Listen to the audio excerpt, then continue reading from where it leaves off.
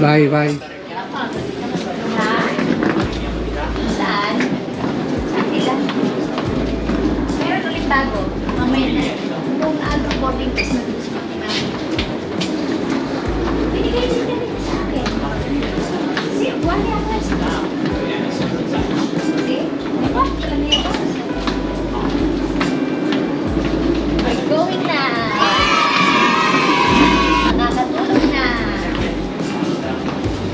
Ha? No, no. Kaya umidere nila. Kaya umidere kay...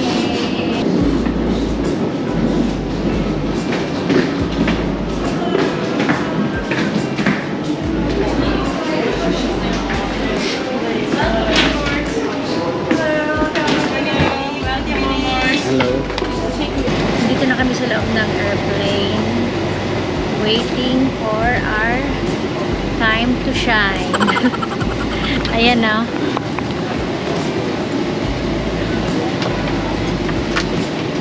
Dito na kami. Tanggal na ng shoes. Di ba to, Yere? Yes. Dito yung ano namin. Window.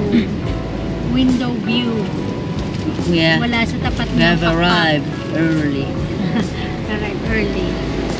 Ayan, ang kanilang ano, ang TV entertainment.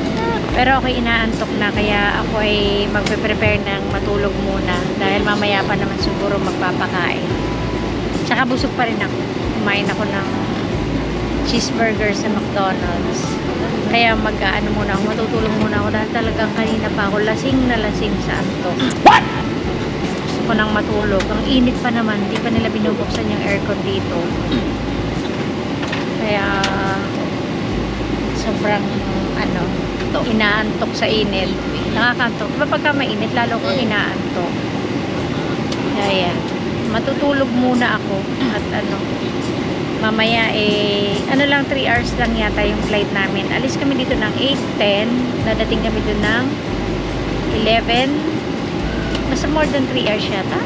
Ganon. Basta 11 something ang dating namin doon. And then flight ulit namin ng 2:30 AM from Istanbul to Manila. Tapos dadating kami ng Manila ng 7:10 ng gabi. Ayun. Parang almost 16 hours din kasama ng stopover. Kasi mag-stopover kami ng 3 hours yata sa Istanbul. Kaya mamaya na lang ulit pagdating doon. Hindi rin kami gano'ng nakapag-video doon sa loob ng airport mismo at saka doon sa ano ba yun, yung sa may papunta ng immigration, sa may mga duty free kasi nagmamadali na rin, ang hirap yung mag-video tapos ang dami-dami pa namin dala yung mga hand carry, mga personal na gamit at mga kung ano-ano pa. Kaya yan, dito na lang ulit sa airplane, sa loob ng plane. Maganda naman yung tayo namin kasi walang tao sa likod namin, kaya wala kaming may istorbo. I-recline man namin yung upuan namin. So mamaya na lang ulit sa sa Istanbul kung makaka-video doon. Sa Istanbul na lang ulit. At ako lang talaga itutulog na tinaantok ako.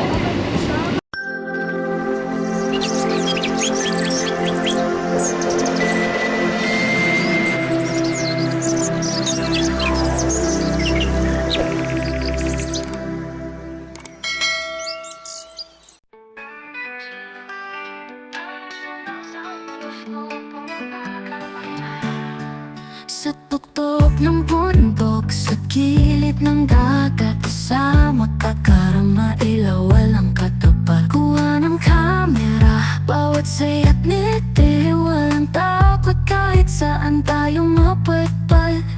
Puno ng alaala ang bawat litrato, kapiling kakarama ila.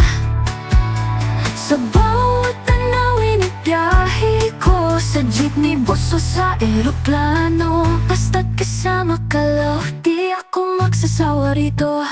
Lakbay tayo, tayo lang dalawa sa malayo. Saan mo gusto mapunta, karama ila. Lakbay tayo hanggang dulo ng mapa, basta't magkasama, karama ila. Walang tatalo sa saya.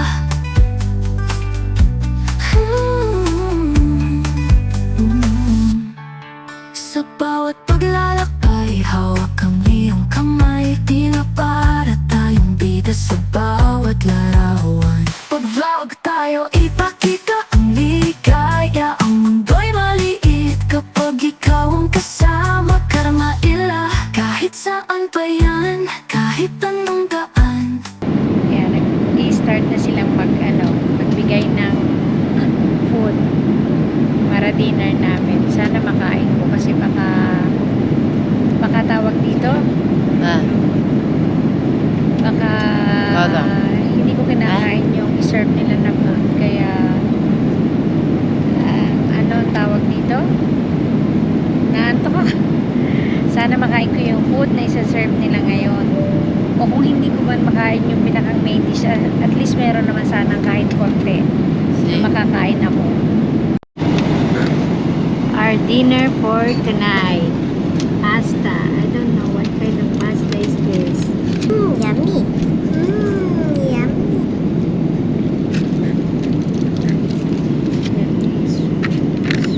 Water, orange juice with bread, with butter. And for dessert, hindi ko alam kung ano to.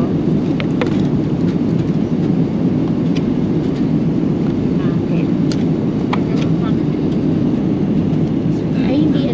Ang dessert pala is yung chocolate, parang mousse. Ayan. Bon appetit! Kahit saan pa yan, kahit anong daan, may ngiti sa labi kahit hirap o ulan.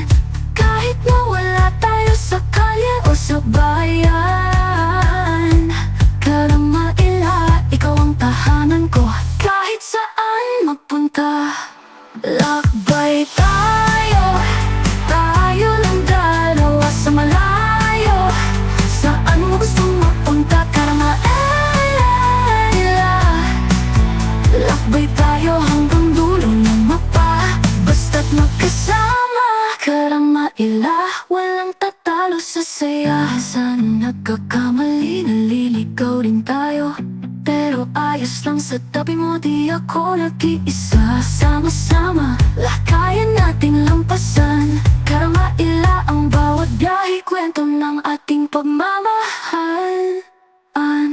Bakbay tayo, kahit saan mapunta sa malayo.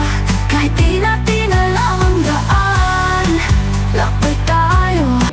Nandito kami sa waiting area ng flight Istanbul to Manila. Nakita rin namin yung gate. Kaya waiting na kami. Ayan, yung sinasabi ko sa'yo, nakasabay natin kanina. Na may naka wheelchair. Antok na antok talaga ako sa biyahe na ito. Pero mabuti naman dahil nakatulog ako ng konti. Hindi tulad doon sa mga nagdaan namin na pag nagbabiyahe kami ng eroplano, kuya talaga ako, hindi ako makatulog sa biyahe. Ito talaga namang gusto kong matulog. Hindi naman ako makatulog dahil ng saglit lang yung flight. 2 hours lang yata yung flight namin kanina. Pero after namin na mag-dinner, naka-idlip pa ako ng konti. Tapos, ayan. Nandito na nga kami. Dito kami sa gate A1A. A1A. Ang flight namin is 2:35 ng madaling araw. Kaya dito muna kami hanggang mamaya. Thousands of tears later.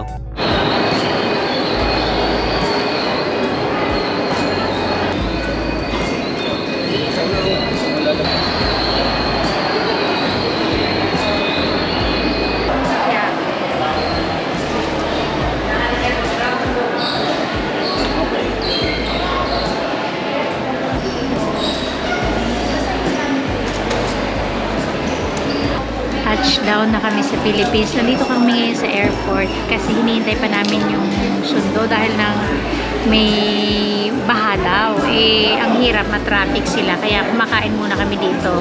Si Bunso, as usual, Jollibee. Tapos kami, naman kami dito, nag-try namin yung binalot. Kasi gabi na rin naman, di mag-dinner muna kami. Tapos pagka dumating na sila, yun, uwi na kami. Kain muna kami. Ang in-order ko, ano nga bang in-order ko? Yung may... Kompleto? Oo. Alinan sa akin. Dali. Bistek, wala steak yung sa asawa ko. Okay. Sa akin, inihaw. O look, Saka isang inihaw. extra rice. And then, sa aking anak, inihaw din. Inihaw. Pareho kaming inihaw. Dapat hindi ako nagra-rice. Kaya lang, wala naman akong pagpipilian. Wala akong choice. Kaya, kakain na ako ng rice ngayon. Let's have dinner. Oh, mukhang yummy. Gusto ng extra rice. Ito. Kain tayo. Ay, sorry. Bumabagyo pala dito sa Pilipinas ngayon. Diyos ko po. Pangit ng panahon.